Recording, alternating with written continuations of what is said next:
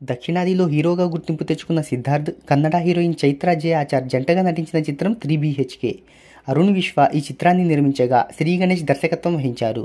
ఇక జూలై 4వ తేదీన ఈ మూవీని గ్రాండ్గా రిలీజ్ చేశారు. ఈ మూవీ వివరాలు ఒకసారి చూసుకున్నట్టయితే, నటీనటులు, సాంకేతిక నిపుణుల రెమ్యునరేషన్తో పాటు ప్రమోషన్ ఖర్చులు అన్నీ కలుపుకొని ఈ చిత్రాన్ని 40 కోట్ల రూపాయల బడ్జెట్తో నిర్మించారు.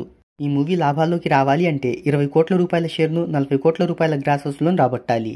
ఈ మూవీకి హిట్ టాక్ అనేది రావడంతో తొలి రోజు తమిళంలో 1 కోటి రూపాయల నెట్ను, 2 కోట్ల రూపాయల గ్రాస్ వసూలును, కర్ణాటకలో 75 లక్షల నెట్ను, 1.5 కోట్ల రూపాయల గ్రాస్ను, తెలుగులో 50 లక్షల నెట్ను, 1 కోటి రూపాయల గ్రాస్ వసూలును, ఇక ఓవర్సీస్లో 1 కోటి రూపాయల నెట్ను, 2 కోట్ల రూపాయల గ్రాస్ వసూలును రాబట్టింది.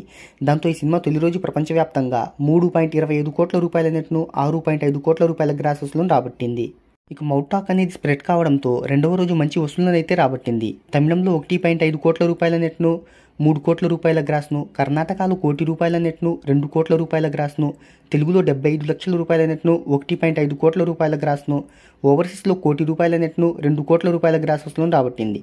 దాంతో ఈ చిత్రం రెండవ రోజు ప్రపంచవ్యాప్తంగా 4.25 కోట్ల రూపాయల నెట్ను, 8.5 కోట్ల రూపాయల గ్రాస్ వసూలును రాబట్టింది. ఇక ఈ మూవీ 2 రోజుల్లో ప్రపంచవ్యాప్తంగా 7.5 కోట్ల రూపాయల నెట్ను, 15 కోట్ల రూపాయల గ్రాస్ వసూలును రాబట్టింది. అయితే ఈ మూవీ ఈజీగా బ్రేక్ ఈవెన్ను కంప్లీట్ చేసుకుంటుందని ట్రేడ్ వర్గాలు చెప్తున్నాయి.